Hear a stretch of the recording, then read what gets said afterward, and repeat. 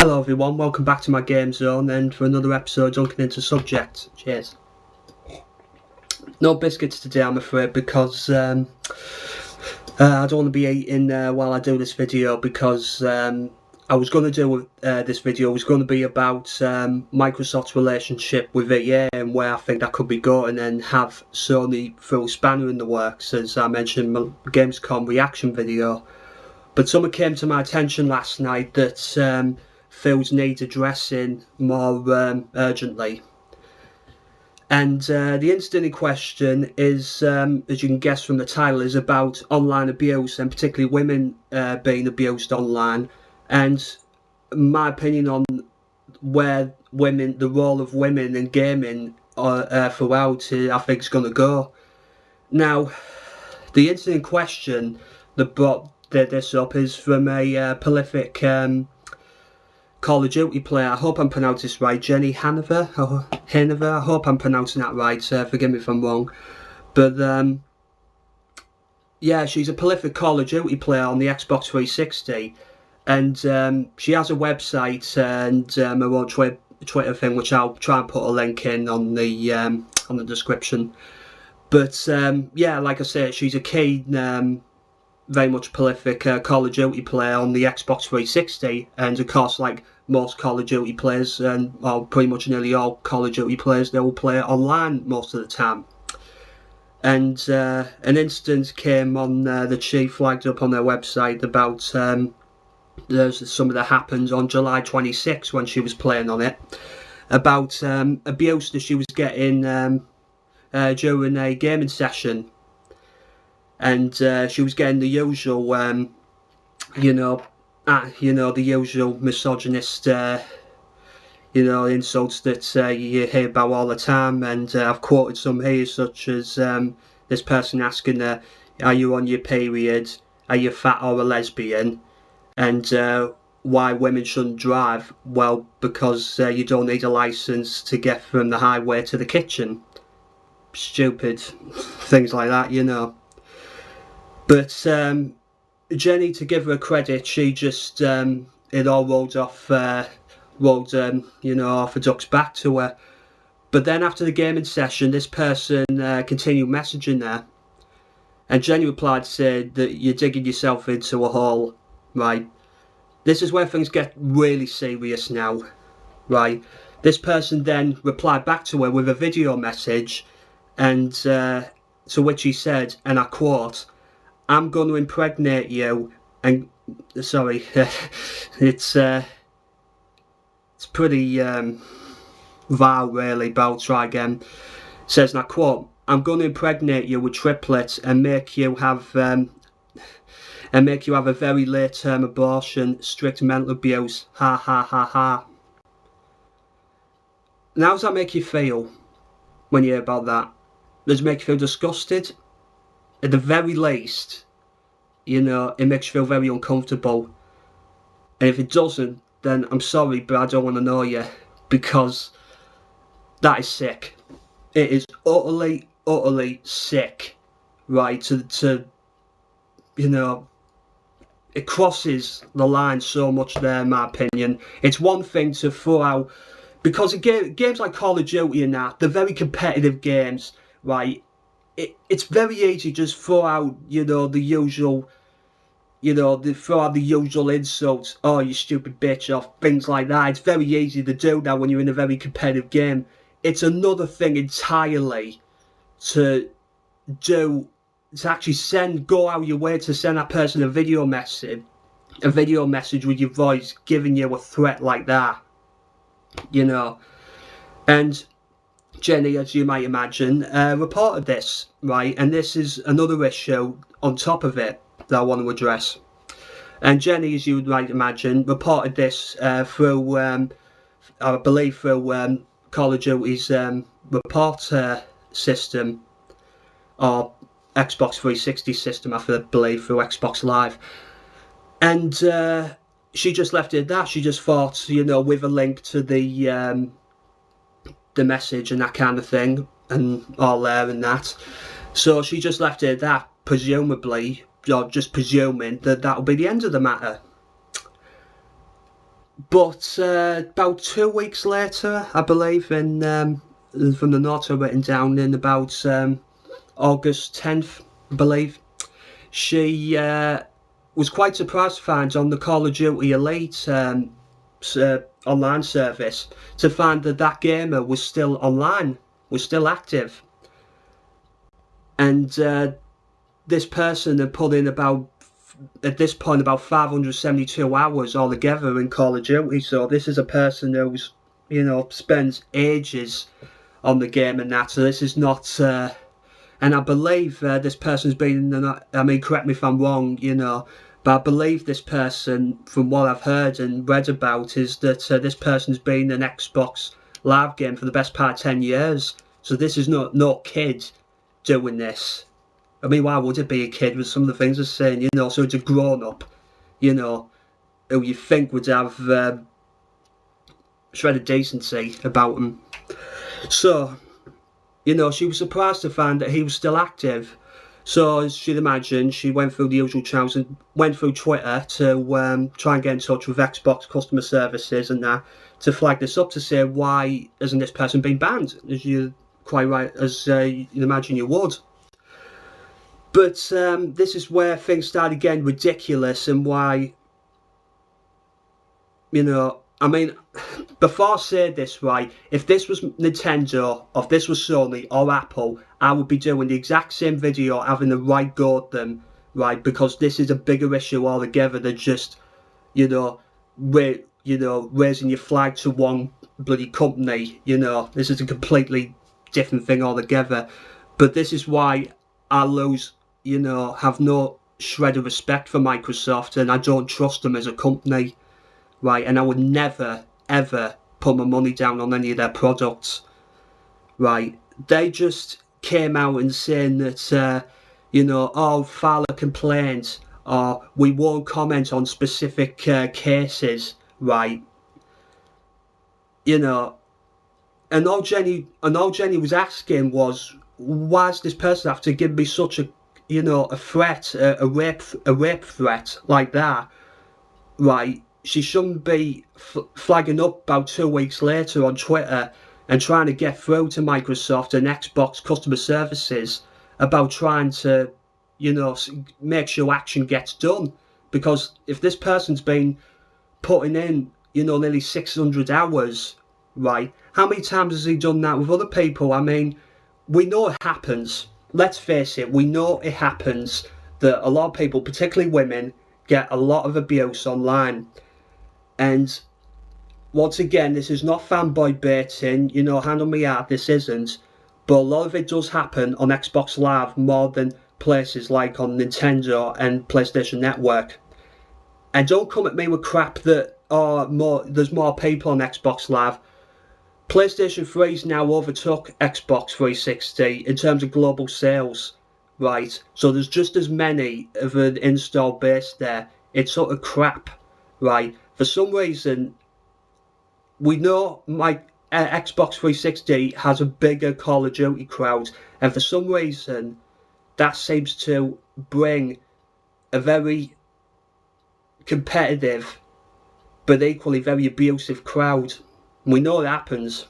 There's been reports many times of women being abused online gaming and such like, and it doesn't have to be just Call of Duty, it could be MMOs and other competitive games.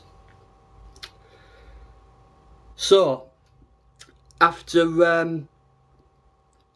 much complaints that she put in, and Microsoft fobbing her off, such like, she then decided to get in touch with Activision and Treyarch, the makers behind the Call of Duty game, and she seemed to get a bit more luck with them, where they seem to be generally very appalled, as you would be with this, right, and were giving them advice. Even a customer service person for the Call of Duty Elite service went so far as to say to contact the police.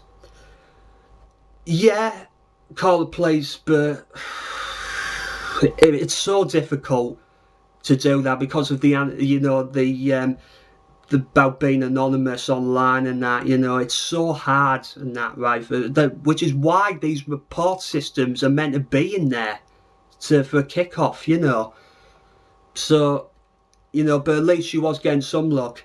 But then things started to snowball where on a website now, and some various bigger name gaming websites like Kotaku or Penny Arcade started mentioning this, and it started to become, you know, more into the public domain. That's when Microsoft started getting interested, because now they were getting bad publicity for it. Even the hashtag Xbox Unsupport was trending.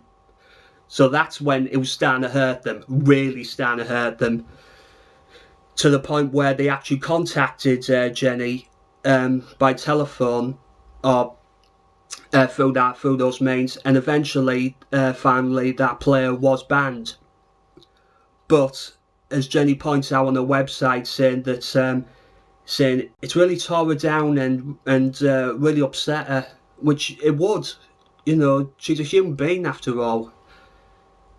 And she just feels quite naturally she shouldn't have to go through all these hoops, and to the point where she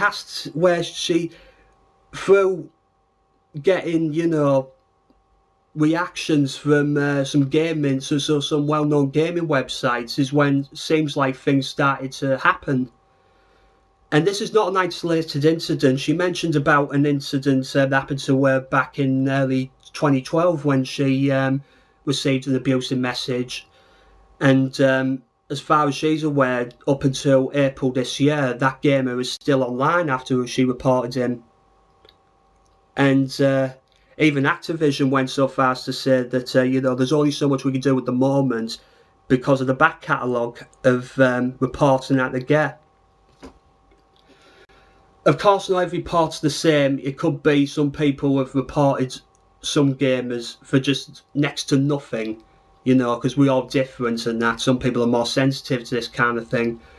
But this, of course, you know, justifies doing it completely. So yeah, fair. And I think, in all fairness to Jenny, I think she's handled it brilliantly. I've heard her speak on podcasts about it, and she's updated people on the website about it. And I think she's handled it really well. She's, you know, she's spoken sensibly to people. She's not effed and blind about, you know, why Microsoft or Xbox not doing this, why is it in Activision or Treyarch doing this. But she's really had to go through hoops to try and get something done. So, you know, fair credit to you, Jenny, if you're watching, you know. But this comes into my second point of this video now, which is about the role of women in gaming. Now, just to give you a little bit of something about me, like I said in my introduction video, which you can find on my channel, I've been gaming since I was 5 years old, right? It's a huge part of my life, the gaming, always has been.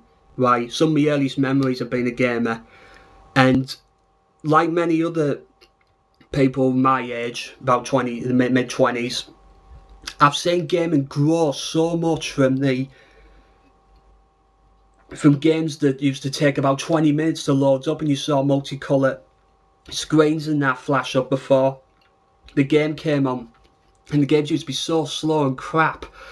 But we didn't know any better at the time. That was technology in those days. And then growing on from the 16-bit, 32-bit, 64-bit to where we are now, right? I've seen gaming grow so much to a point where it's getting huge all the time, right?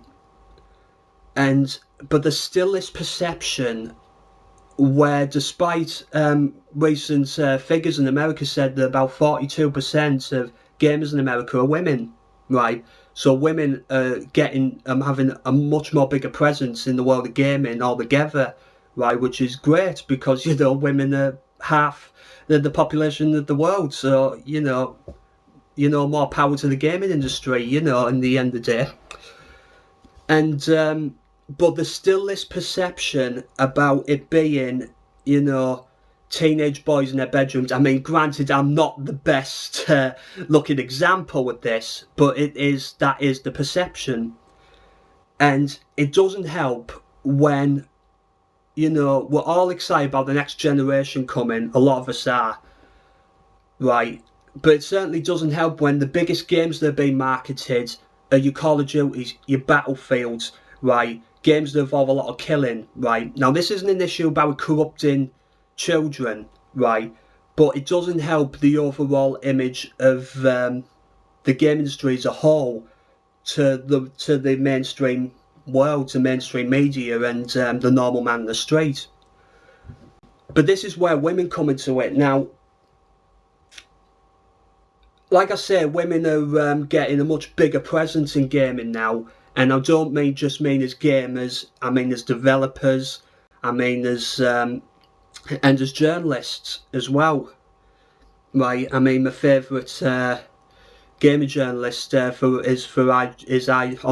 the game website IGN is Kes McDonald. I really like her articles. I think she does some really great reviews and gets a lot of good points about the games she looks at across. But once again, when I read comments about her on places like YouTube and there's just ridiculous, just ridiculous.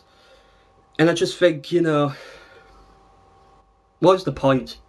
What's the point, I mean, I was talking to some other female game journalists on Twitter the other week who one that was mentioning about some of the hassle that we're getting on a few comments from a video up on YouTube. Her name's Holly, I believe it was Holly Bennett, complained about, she works for PlayStation Access YouTube channel, and she was mentioning about some of the comments people were making about her, and I just tweeted back to say, please don't let it discourage you, because we need people like you in the industry, because the game industry can't grow properly and maturely without us accepting, and this isn't just a women issue, this is a race, this is, all races, this is, whether if you're gay, straight, you have to not have prejudices, because at the end of the day, right, I love the game industry like you wouldn't believe. I absolutely love it.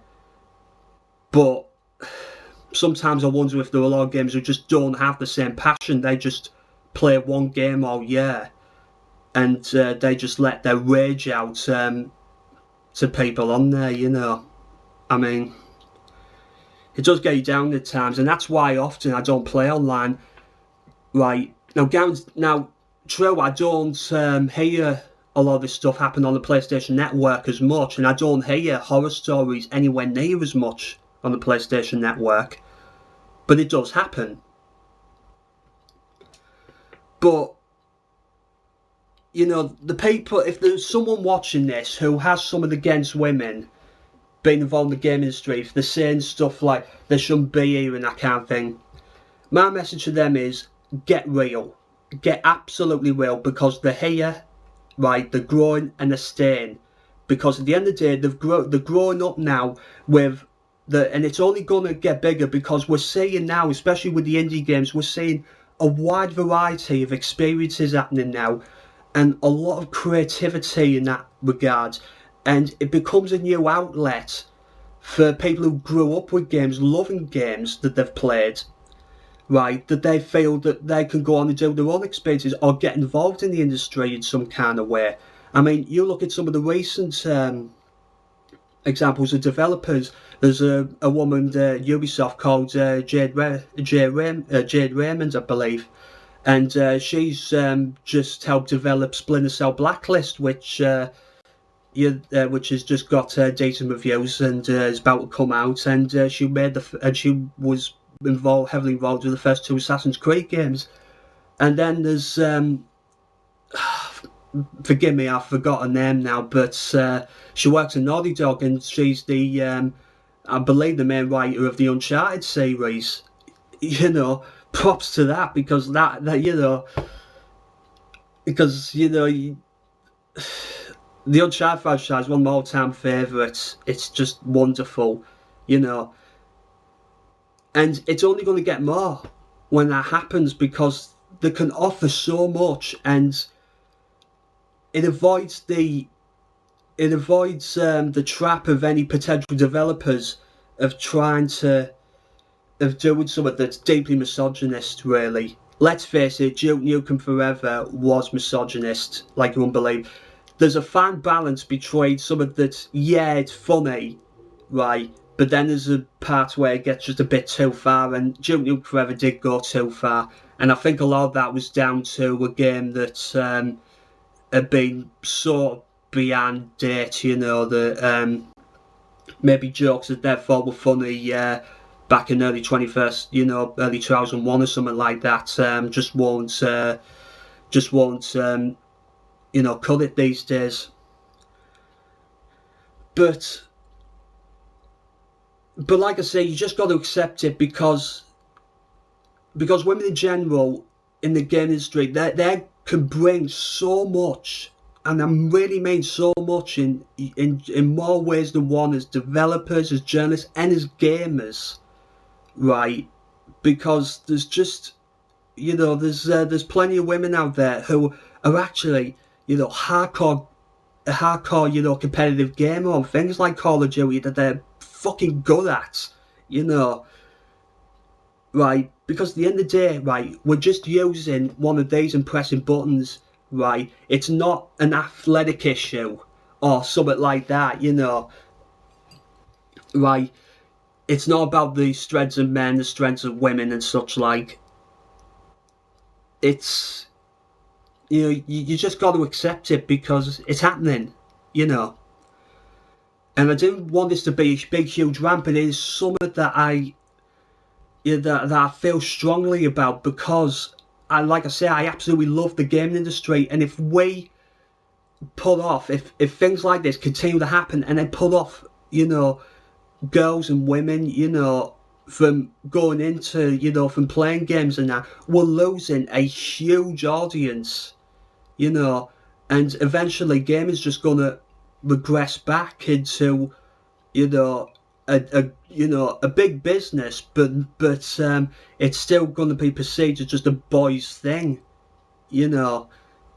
It has to mature, you know. Of course, it's not going to be perfect. It's not going to be this ultimate utopia of where everyone gets along and everybody's happy, you know. Of course, it's not going to be that. I'm not stupid, but you know, we've got to move forward, you know.